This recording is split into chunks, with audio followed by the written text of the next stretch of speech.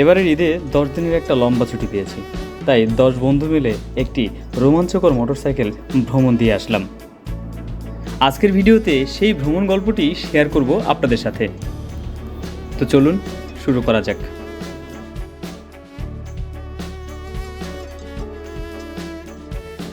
সকালের নরম আলোতে ঢাকার দোহার ঘুম থেকে জেগে উঠল। সময় তখন ঠিক 6টা। আমরা 10 বন্ধু সবাই মোটরসাইকেলে চেপে রওনা দিলাম কিশোরগঞ্জের হাওরের দিকে। গন্তব্য মিঠামইন, অষ্টগ্রাম আর ইটনা। মাথায় ছিল একটাই ভাবনা, ভ্রমণটা স্মৃতিময় হবে। শহরের কোলাহল পেরিয়ে যখন কিশোরগঞ্জে পৌঁছলাম তখন রোদ কিছুটা চড়া। আমরা পৌঁছলাম বালিখালী ঘাটে। এ যেন এক রোমাঞ্চের শুরু।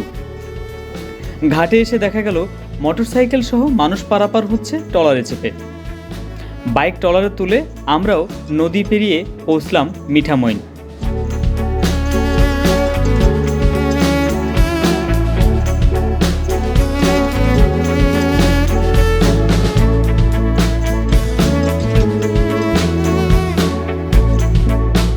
সেখানকার রাস্তা, পাশের জলরাশি, মাঝে মাঝেই হাওরের বুক চিরে চলে গেছে।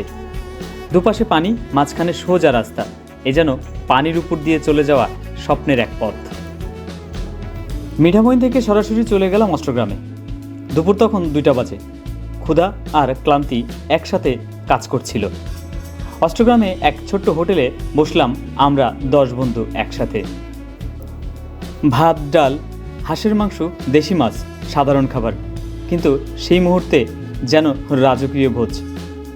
খাওয়া দাওয়া শেষে শুরু হলো আবার যাত্রা। এবারের গন্তব্য ইটনা।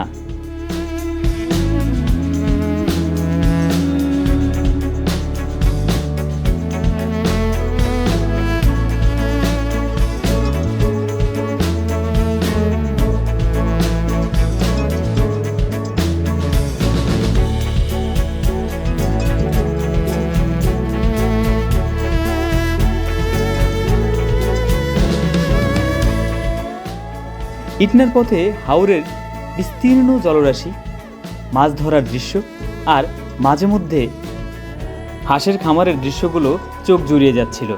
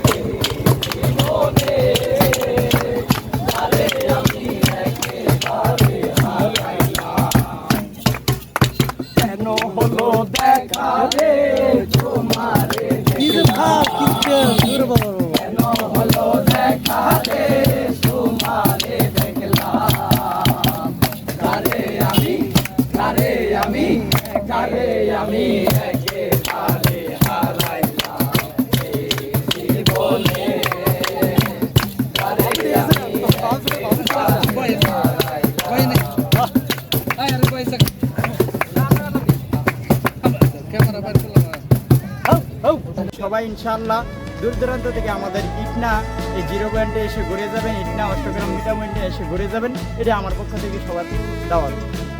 ধন্যবাদ আপনাকে। ইটনা পৌঁছে আমরা আরও কিছুক্ষণ বিশ্রাম নেই।